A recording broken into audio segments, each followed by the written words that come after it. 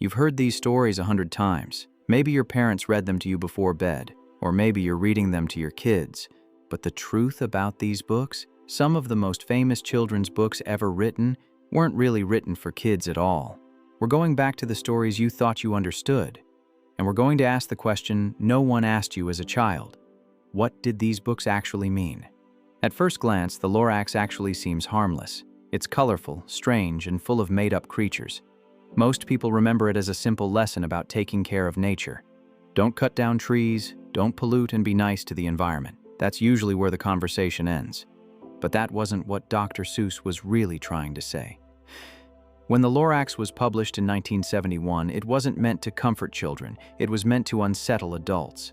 The Onceler isn't just a cartoon villain, he represents businesses and industries that know they are causing damage but choose profit anyway. What makes him dangerous is that he doesn't start out cruel. He starts small. One tree, one product, one decision that seems harmless at the time.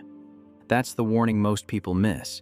The author wasn't talking about obvious evil. He was talking about everyday greed, about how destruction often begins with good intentions and grows slowly, step by step, until it's too late to undo. The Lorax himself is another uncomfortable truth. He doesn't fight. He doesn't stop the machines. All he can do is speak for the trees, and nobody listens. The factories expand, the animals leave, and the land dies anyway. The Lorax disappears, not because he loses, but because his words no longer matter. Then comes the ending that changes everything. The Onceler doesn't fix the damage. He doesn't clean up his mess. Instead, he hands the last seed to a child and passes the responsibility on. That famous line, "Unless someone like you cares a whole awful lot," isn't hopeful. It's a quiet accusation. Dr. Seuss was saying the adults already failed, and now the next generation has to live with it. At first, The Witches feels like a fun story. Okay, maybe a little scary, but definitely entertaining. There are evil witches, secret meetings, and a kid who has to outsmart them. When you're young, it plays like a dark adventure. A little creepy, but safe enough to laugh at once the book is closed. But Roald Dahl wasn't writing a simple horror story for kids. He was writing about how adults abuse power. In this book, the villains don't look like monsters. They look normal. They dress well, smile politely, and blend into everyday life. That's what makes them dangerous.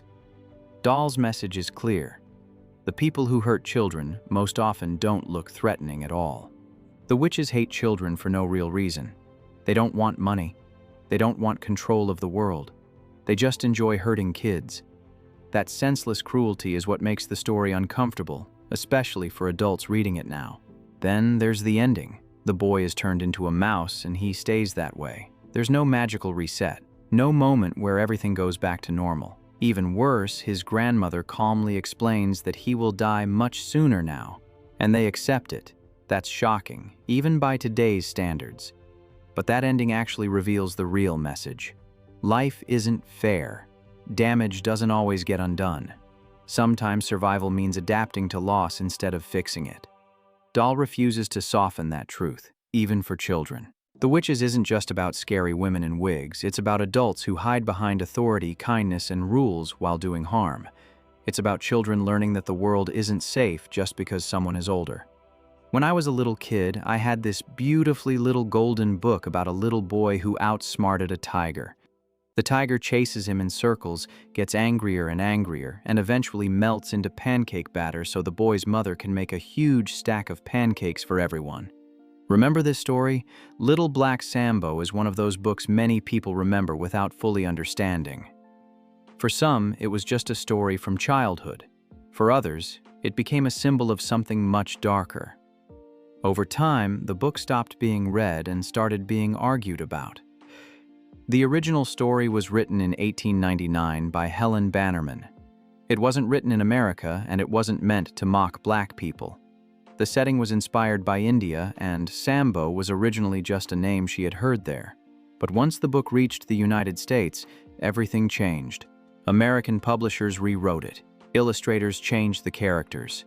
And the story was slowly reshaped to fit racist stereotypes that already existed.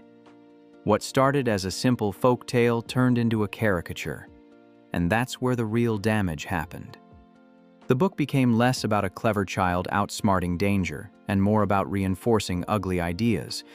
Over time, it was used as a joke, then an insult, then a symbol of racism itself. The original intent no longer mattered, the image did. This is what makes Little Black Sambo different from the other books on this list. The hidden meaning wasn't placed there by the author. It was forced onto the story by culture, publishers, and society. The harm came from how the book was altered, marketed, and consumed. By the time schools and libraries began removing it, the damage was already done. The book wasn't dangerous because of its plot. It was dangerous because of how it had been repurposed. The Cat in the Hat is a story that everyone knows. Just a rainy day and two bored kids. Well, and a strange cat who turns the house upside down. It's fast, silly, and impossible to forget. For children, it feels like freedom breaking through boredom. When the book was released in 1957, many parents and teachers actually didn't trust it. The cat doesn't ask permission. He ignores rules. He mocks authority. And worst of all, he doesn't seem sorry, at least not until the very end. The cat represents temptation. He's the voice that shows up when no one is watching and says, "Why not?" He brings excitement, chaos, and just enough charm to make disobedience feel fun instead of dangerous. And the kids know it's wrong. They feel the tension the entire time. That anxiety is part of the story. What makes the book uncomfortable is that there's no clear moral lesson. The cat cleans up his mess and leaves, but the question remains. Should the kids tell their mother what happened? Dr. Seuss ends the book by asking the reader directly, "What would you do?" That's not an accident. The author was playing with adult fear. The fear of losing control. Fear of what happens when rules stop working. The cat is chaos dressed as entertainment, and adults sense that immediately. The fish, constantly panicking and warning the children, represents responsibility. He's ignored. He's annoying. And he's right. That, too, feels familiar. The Cat in the Hat isn't about being good or bad. It's about temptation, guilt, and the thrill of breaking rules when authority is absent. It asks whether obedience matters when no one is there to enforce it. Click, clack, moo, cows that type feels like a joke. Cows find a typewriter, they make demands, and the farmer gets frustrated. It reads like harmless nonsense, the kind of book that makes kids laugh and parents barely pay attention. But that's exactly why the message slipped through. This story isn't really about cows, it's about workers. The cows aren't asking for something ridiculous, they want blankets because the barn is cold. When Farmer Brown says no, they don't get angry. They organize, they write letters, and when that doesn't work, they go on strike. No milk, no eggs. Everything stops. That's collective bargaining, explained in a way kids can understand. What makes adults now uncomfortable isn't the talking animals, it's the idea that the animals win. The farmer gives in, he negotiates, he signs an agreement, and the workers get what they asked for. Some schools and parents objected to the book for that exact reason. They saw it as promoting strikes, labor unions, and worker protests. The book quietly teaches that authority isn't absolute, that rules can be challenged, that cooperation matters more than power, and that even someone with less control can force change by working together. The ending makes the message even clearer. The cows give up the typewriter once they get their blankets. They weren't trying to overthrow anything. They just wanted fair treatment. Who remembers The Giving Tree? This story is often remembered as a beautiful, emotional story about love. Many people recall crying the first time they read it. A tree gives everything it has to a boy, and the boy grows up. On the surface, it feels gentle and sad in a meaningful way. But as people get older, something about the story starts to feel wrong. The tree gives, and gives, and gives. The boy takes apples, then branches, then the trunk. Each time, the tree is happy just to help. The boy, meanwhile, barely says thank you. He leaves, comes back only when he wants something, and never asks what it costs. Shel Silverstein never tells the reader that the boy is wrong. There's no lesson where he learns empathy or regret. He never gives anything back. The book doesn't frame his behavior as selfish. It treats it as normal. For some readers, the tree represents unconditional love. A parent, a caregiver, someone who gives without limits. But for others, the tree looks trapped in a one-sided relationship. It gives until there's nothing left, and the boy never changes. The final image is especially unsettling. The tree is reduced to a stump. The boy, now an old man, sits down. And that's enough. The tree is happy. There's no recovery, no growth, no warning. The giving tree forces an uncomfortable question. Is love supposed to erase the self entirely? Or is this a story about guilt, obligation, and emotional exploitation disguised as kindness? Where the wild things begins with behavior most children's books avoid. Max isn't misunderstood or unlucky. He's actually just acting like a jerk. He yells, he causes chaos, he disobeys his mother, and he gets punished for it. That alone made people uncomfortable. When Max is sent to his room, the story slips into fantasy. His bedroom turns into a forest. He sails away and meets the wild things.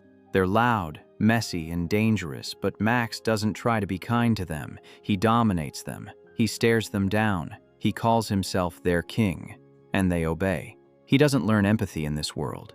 He doesn't cooperate. He controls. He uses fear to stay in charge. The story doesn't correct him. It lets him enjoy the power. Then comes the ending that has bothered parents for decades. Max leaves the wild things not because he realizes he was wrong, but because he gets lonely. He wants comfort. He wants love. And when he returns home, there is no lecture, no apology scene, no consequence waiting for him. There's just his dinner, still hot. For many adults, that feels like a reward. Max acts out, treats others badly, scares the wild things into submission, and still gets exactly what he wants: love, safety, and food. No punishment attached. Where the wild things doesn't teach discipline, it actually teaches emotional reality.